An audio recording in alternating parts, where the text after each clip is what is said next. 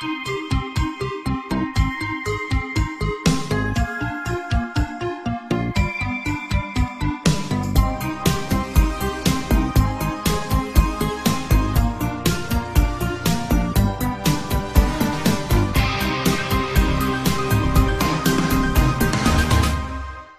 Old Man with the Cane.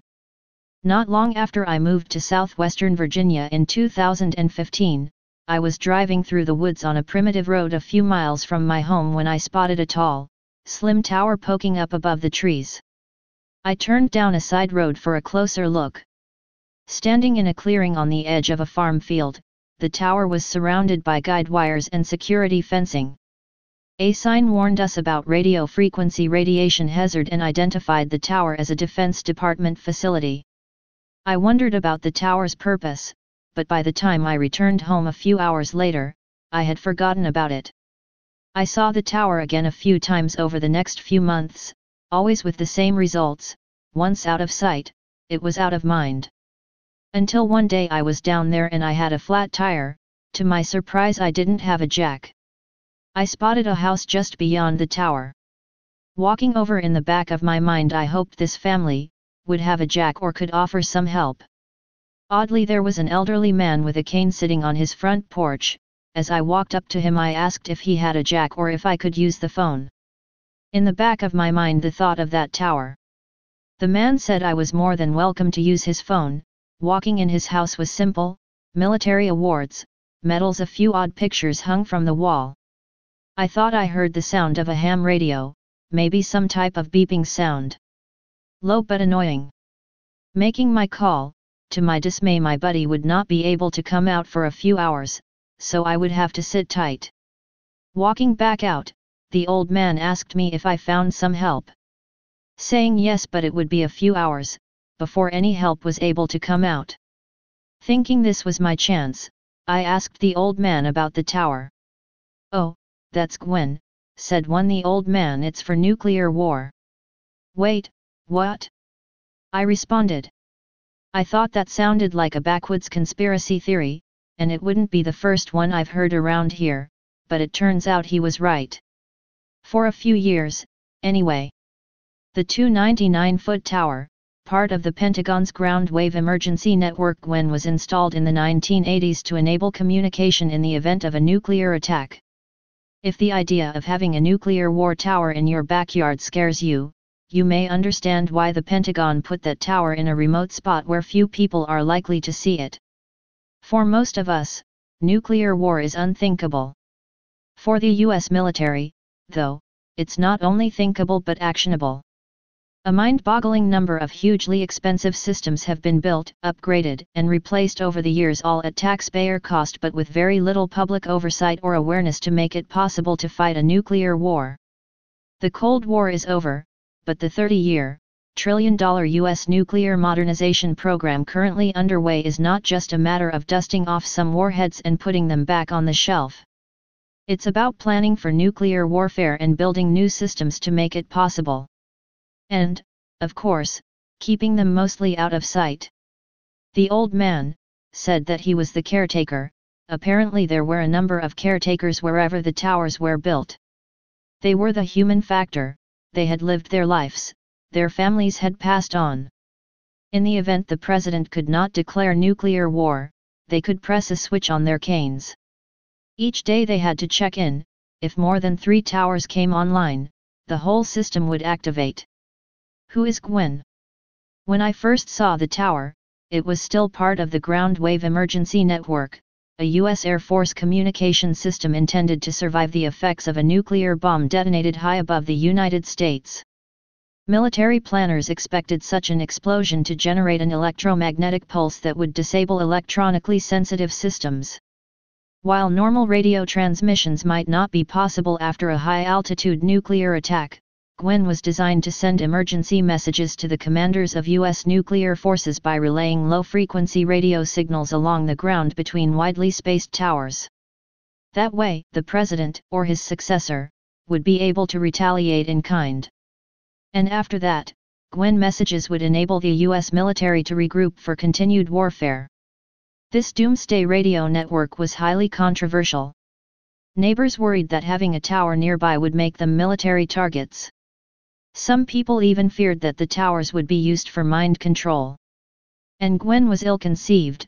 The remote relay towers might survive a nuclear attack, but if the input/output stations located at key military bases that would send and receive messages were destroyed, the whole system would fail. William M. Arkin, then director of nuclear weapons research at the Institute for Policy Studies in Washington, D.C., wrote in the May 1985 issue of the Bulletin, "While military leaders claim Gwen will have several useful functions, they wax incoherent trying to name them. Its only clear purpose is as one of a number of command, control, and communications systems that lay the groundwork for World War IV. Why 4 and not 3? Arkin cites an Assistant Secretary of Defense who said that Gwen would assure communications not only for retaliation, but for force reconstitution and recovery operations after a nuclear attack. In other words, it could be used to prosecute the war that comes after the nuclear war. Or start one right now. If the buttons on the canes were pressed." The idea that an electromagnetic pulse would decapitate communications was eventually discredited, and only 58 of the originally planned 240 Gwen towers were built. The 1994 Defense Appropriations Bill banned the construction of new towers, and the Air Force later cancelled the program. However, we have received a number of reports of new towers. The old man said there always will be caretakers and their canes, as he said they were the human factor. Secret tools. Gwen is just one of a host of survivable nuclear command and control systems developed by the Pentagon. After Gwen's demise, the system's intended duties were assumed by single-channel anti-jam man-portable terminals. Systems such as the Worldwide Military Command and Control System and the Survivable Low-Frequency Communications System are now obsolete, but they have been replaced by the Global Command and Control System, the Minimum Essential Emergency Communications Network, the Defense Improved Emergency Message Automatic Transmission System Replacement Command and Control Terminal, and a dizzying array of other technologies and command posts. All are intended to enable communications in case an enemy, presumably Russia, attacks the United States with a nuclear weapon. Few of these systems are, or were, known to the public. One exception was Operation Looking Glass, an airborne command post that mirrored operations on land, ensuring that even if essential ground-based facilities were destroyed in a nuclear attack, an Air Force general aboard an EC-135 plane would be able to take charge of retaliation. Until 1990, there was a Looking Glass plane in the air at all times. They flew out of the Strategic Air Command base near my childhood home in Omaha, and the father of one of my high school friends was a brigadier general who was sometimes on duty in the air. I did not feel safer knowing that my friend's dad might someday be calling the shots in a nuclear war. Looking Glass did serve one very important, but probably unintended, purpose. At least in Omaha, it made the possibility of nuclear war seem very real. But in one of the military's frequent and often inexplicable reshufflings, the Looking Glass mission was transferred in 1998 to a Navy detachment that is forward deployed at Travis Air Force Base in California, where E-6B planes are on ground alert at all times. "Not a whole lot of the Air Force people know what we are doing here," the detachment commander told a reporter from the Fairfield Suisun Daily Republic in 2013. So you can imagine how little the general public knows about the group's mission. A complex, costly system.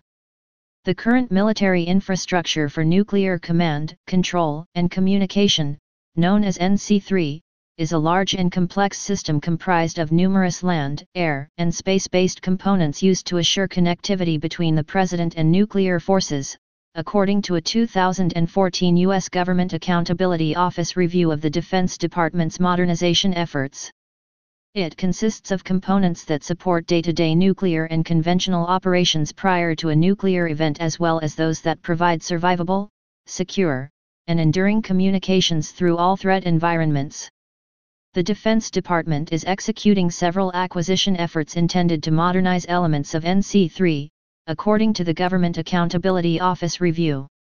In testimony at her December 2015 Senate Armed Services Committee confirmation hearing, Lisa Disbrow, who is now the Undersecretary of the Air Force, referred to the significant challenges associated with command, control, and communication systems that have reached or are nearing the end of their useful life. Aging systems not only must be kept alive until they can be replaced, but also protected from cyber attack, and commercial solutions can introduce new cybersecurity vulnerabilities, she said. Modernized technologies including communications systems that don't get as much attention as weapons hardware must be held accountable for their cost and performance. The Gwen program, for example, turned out to be utterly unnecessary just a few years after a 1986 fact sheet called it an essential part of the President's strategic modernization program to upgrade and improve our nation's communication system, thereby strengthening deterrence. In 1988, the U.S. Air Force announced a scaled-back plan to complete the system with only 96 towers at an estimated cost of $600 million. It never came to fruition, but we can use the cost estimate to conjecture that the actual amount spent on Gwen was equivalent to about $6.25 million per tower, or around $363 million. These millions did not completely go to waste. In the late 1990s, the Coast Guard temporarily converted the tower near my home, known as the Appleton site, into a differential GPS broadcast station to boost the accuracy of radio beacon signals used for maritime navigation. A study measured the signal strength at various points hundreds of miles from the tower, and the experiment was deemed a success, so other Gwen towers were also converted and became part of the nationwide differential GPS service. However, that system has experienced declining use, and the Coast Guard proposed decommissioning 62 of its 84 towers, including the Appleton Tower. Protests from some users have kept the system alive for now. Modern madness. In his 1985 inaugural address, U.S. President Ronald Reagan famously said, "A nuclear war cannot be won and must never be fought." But that same year, the Air Force began constructing the Gwen Towers, which the Reagan administration said were a key component of its strategy for supporting controlled nuclear counterattacks over a protracted period. Subsequent U.S. presidents have continued the American tradition of paying lip service to peace while simultaneously building increasingly complex systems for fighting a nuclear war. Barack Obama won the Nobel Peace Prize largely on the strength of his 2009 speech in Prague, in which he pledged that the United States would take concrete steps towards a world without nuclear weapons. And the following year, it looked like he would continue on this path, signing the new Strategic Arms Reduction Treaty, New START, with Russia. But as his presidency draws to a close, Obama has embarked on an expensive modernization program that not only commits the United States to retaining its nuclear arsenal for decades to come, but also calls for the development of smaller weapons that could make nuclear war seem more thinkable and survivable than ever before. The tower still standing in the woods near my house is a monument to that kind of foolhardiness. From the looks, they have reactivated the project. A project that could send us back to the Dark Ages. As the old man said, a new start. A massive E.M.P., which would take out the world's power systems. If you see an old man with a cane around one of their towers, have respect, they may hold the world in their hands. Stay paranoid, my friends.